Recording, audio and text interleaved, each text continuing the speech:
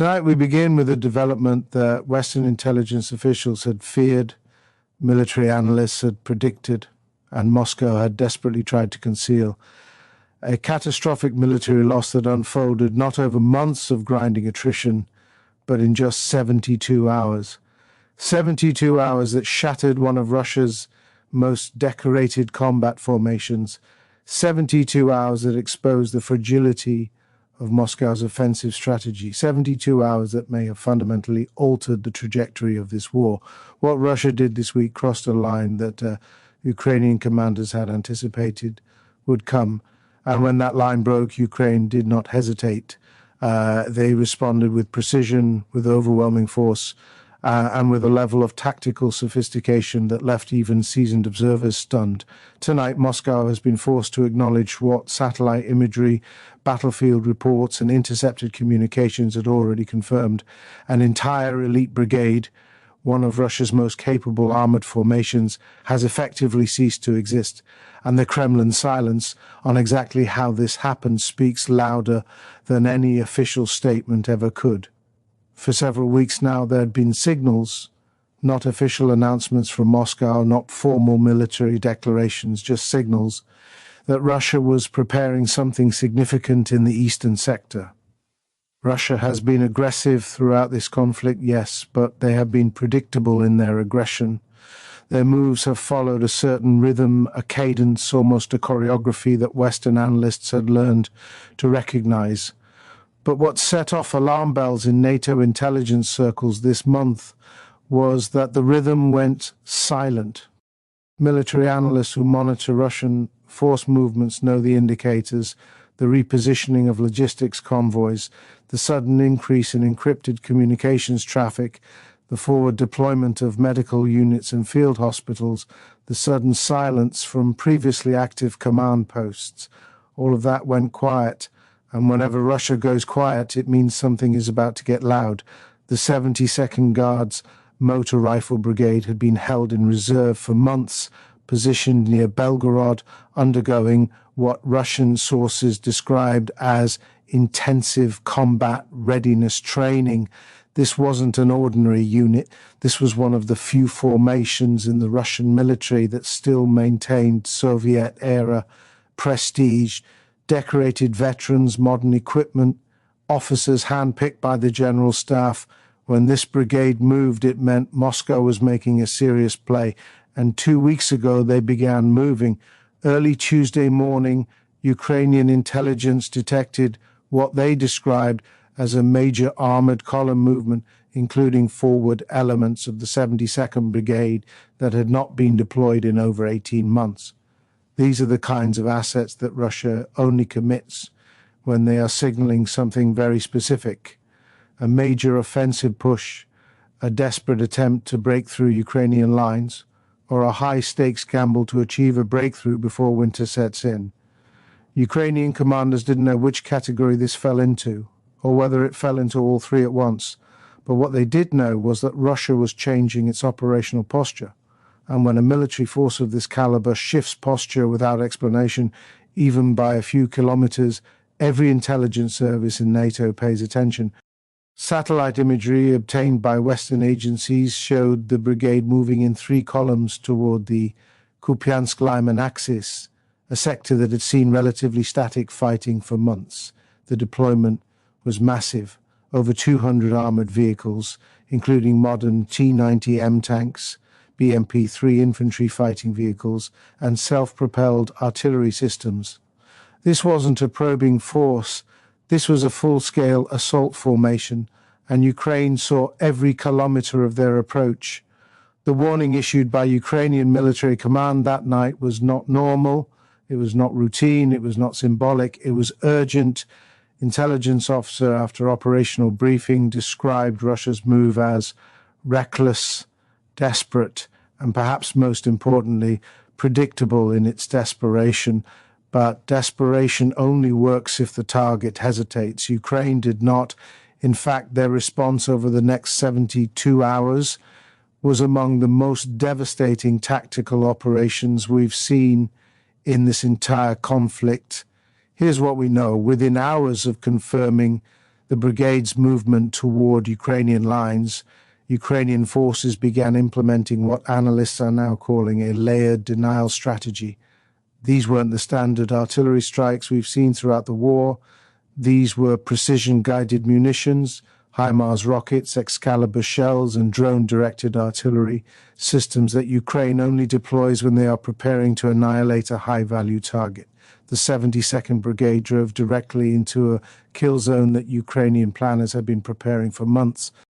Tonight, multiple intelligence sources confirmed that Ukrainian forces launched coordinated strikes on the 72nd Brigade's approach routes, including a critical logistics hub that had recently been activated for what analysts believe was fuel and ammunition staging. Ukraine struck before Russia could establish defensive positions. They hit the lead armor columns, they hit the command vehicles coordinating the advance, they hit the fuel tankers and ammunition carriers that were likely preparing to sustain a week-long offensive push. In other words, Ukraine targeted not just the spearhead of the attack, but the entire logistical spine that would have made it operational, the component that would have allowed Russia to sustain any territorial gains. This is what made the intelligence warning so urgent. Russia's deployment wasn't just symbolic, it was actionable. It represented the kind of move that could have shifted the momentum of the entire Eastern Front if left unchecked. And Ukraine, understanding that fully, responded with force, not recklessly, not impulsively, but strategically. They didn't scatter their fire across broad areas. They didn't waste ammunition on secondary targets. They hit command nodes, they hit fuel depots, they hit the irreplaceable modernized armor that Russia cannot easily replace. Over the next 3 days, what emerged from the battlefield was carnage on a scale that even hardened analysts found difficult to process. Drone footage showed columns of burning vehicles stretching for kilometers. Intercepted communications revealed Russian officers desperately calling for evacuation routes that no longer existed. And by the 72nd hour, the 72nd Guards Motor Rifle Brigade had effectively ceased to function as a combat formation. And here's where the story becomes even more significant. Intelligence analysts now believe that Russia's latest offensive was designed to test the resilience of Ukrainian defensive networks after months of grinding attritional warfare. Russia wanted to see whether Ukraine would buckle under the weight of a concentrated armored assault, but instead the opposite happened. Ukraine didn't buckle. They delivered a counterstrike that was so precise, so devastating, that even Russian military bloggers, typically reliable propagandists for the Kremlin, have fallen silent. You don't get Moscow's attention easily. But this week Ukraine did. Military analysts speaking with Western media under anonymity described Russia's offensive as a calculated escalation, a way to demonstrate continued offensive capability ahead of potential diplomatic negotiations. But Ukraine proved this week that they remain both capable and lethal. Their strikes were not only accurate, they were timed so precisely that Russian forces had no opportunity to disperse or establish defensive positions. That timing matters because it shows the level of intelligence penetration Ukraine now maintains over Russian force movements. It shows that Ukraine is not simply reacting to Russian aggression, they are anticipating it, they are preparing for it, and they are punishing it with ruthless efficiency. As reports continued coming in throughout the week, we learned more about the scale of Ukraine's response. Ukrainian artillery units carried out over 400 precision strikes in the first 48 hours, forcing Russian vehicles into predictable retreat routes that had already been pre-targeted. Ukrainian drone teams targeted command vehicles that had been identified through signals intelligence in the last 72 hours. Ukrainian Special Operations Forces operating behind Russian lines reportedly disabled communication relays used by the brigade to coordinate with higher command. This wasn't just defense, this wasn't just attrition, this was systematic destruction, this was operational annihilation, and operational annihilation is the one thing Russia has struggled to recover from since the failed assault on Kyiv. For every tactical advance Russia has made in recent months, Ukraine has countered with something that transforms those gains into Pyrrhic victories. The 72nd Brigade's destruction represents approximately 2,000 personnel killed, wounded, or captured. It represents the loss of over 150 armored vehicles, many of which were among the most modern in Russia's inventory. It represents months of training, billions of rubles in equipment, and institutional knowledge that cannot be replaced by conscription. Remember, Russia thought this war would last weeks. They thought Ukraine would collapse under the weight of their initial assault. They thought NATO would fracture, Western support would fade, and Kyiv would eventually negotiate from a position of weakness. But tonight, the exact opposite is happening. Ukraine is stronger militarily than at any point since the invasion began. Western support continues flowing despite Russian attempts at energy blackmail and political interference. And Moscow's vaunted military machine continues losing elite formations at a rate that would have been unimaginable in February 2022. The destruction of the 72nd Brigade follows the decimation of the 1st Guards Tank Army, the mauling of naval infantry at Mariupol, and the ongoing attrition of VDV airborne units across multiple fronts. Russia is running out of elite forces, and they are running out of time. What makes this moment so critical and so volatile is that Russia's latest offensive happened at a time when Vladimir Putin is under extraordinary internal pressure. Military hardliners want escalation and full mobilization. Economic pragmatists want de-escalation before sanctions cause systemic collapse. Regional governors want their conscripted populations returned before domestic unrest spreads. And foreign allies like China and India want Russia to find an exit strategy that doesn't destabilize the global order further. Putin is balancing these demands while prosecuting a war that has already consumed far more resources than the Kremlin ever anticipated. And when leaders in that position make sudden military moves, they're not doing it from strength, they're doing it from pressure, they're doing it from vulnerability. The 72nd Brigade's deployment wasn't a sign of Russian confidence, it was a sign of Russian desperation, an attempt to achieve something, anything that could be sold domestically as progress. Instead, they achieved the opposite. Moscow's eventual acknowledgement of losses, now circulating through Russian military channels, was designed to control the narrative before independent reporting made concealment impossible. Russian military officials said obliquely that the brigade had encountered significant resistance and was undergoing reconstitution. That is bureaucratic language for the unit has been destroyed and no longer exists as a fighting force. You don't usually hear that kind of admission from Moscow unless something catastrophic has occurred.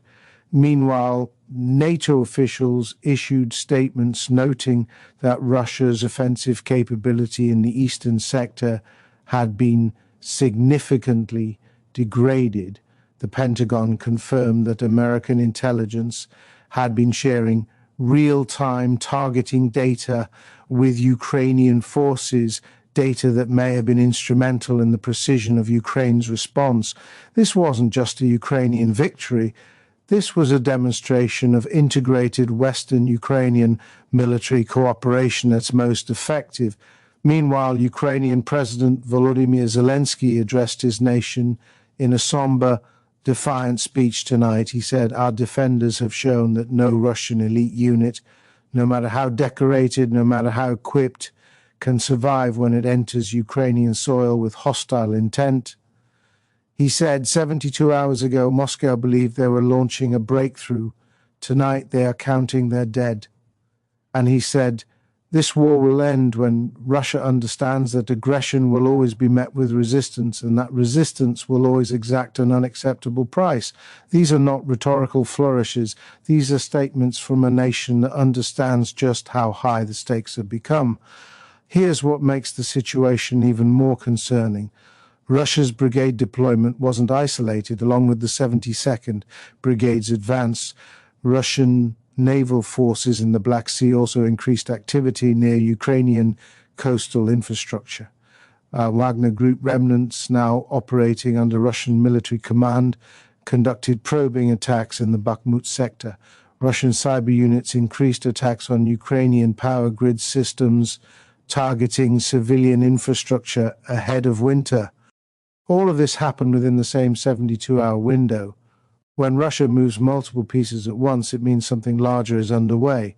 Whether that larger objective was meant to be the 72nd Brigade's breakthrough, now prevented, remains unclear. But Ukraine's response has disrupted whatever Moscow was planning. Military analysts are now considering several possibilities. One is that Russia is preparing for a winter offensive designed to exploit energy shortages and civilian suffering to pressure Ukraine into negotiations. Another is that Russia is attempting to establish new defensive lines before Ukrainian forces launch their own winter operations. A third possibility, the one worrying officials the most, is that Russia is attempting to create a crisis significant enough to justify further escalation, potentially including tactical weapons or expanded mobilization. But this week, Ukraine took that card off the table. They didn't hesitate when the brigade approached. They didn't wait for international deliberation. They didn't hold back their most capable systems. They struck with everything they had, and they eliminated the threat before it could materialize. What we're watching now is a test of endurance.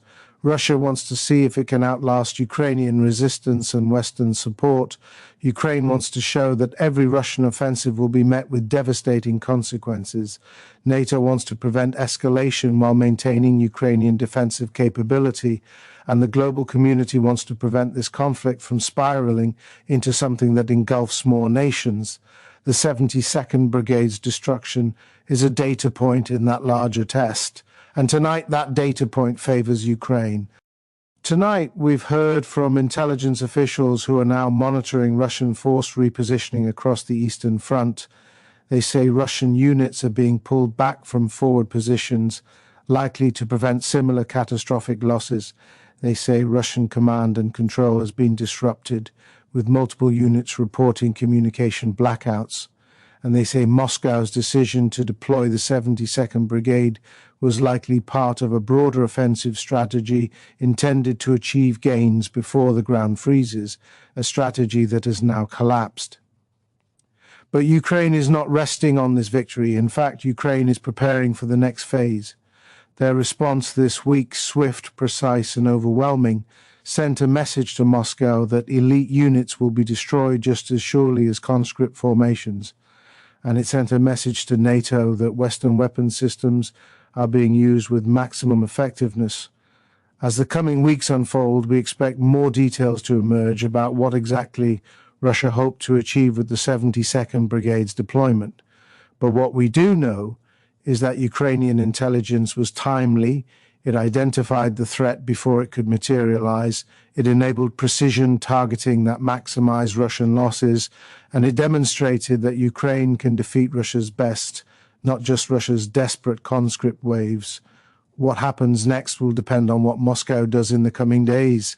If they escalate further, this moment will be remembered as the beginning of a new and more dangerous phase. If they pause to reconstitute, Ukraine has already shown they will use that time to strengthen their own positions. Ukraine has shown they are prepared, they have shown they are capable, they have shown they are ready to respond to whatever comes next. And tonight, for the first time in months, Russia appears to be on its heels. The Kremlin is quiet, too quiet. And when Moscow is quiet, it means they are recalculating, it means they are choosing their next move carefully. Because this week, Russia learned something they have learned many times but refused to accept, that Ukraine will not break, that Western support will not waver, and that elite brigades will vanish just as surely as any other force sent to conquer a nation that refuses to be conquered. This story is far from over, but tonight, one thing is clear. The 72nd Guards Motor Rifle Brigade is gone, Moscow's eastern offensive has collapsed, and Ukraine stands once again unbowed. And we will be here watching every detail as the next phase of this historic struggle unfolds.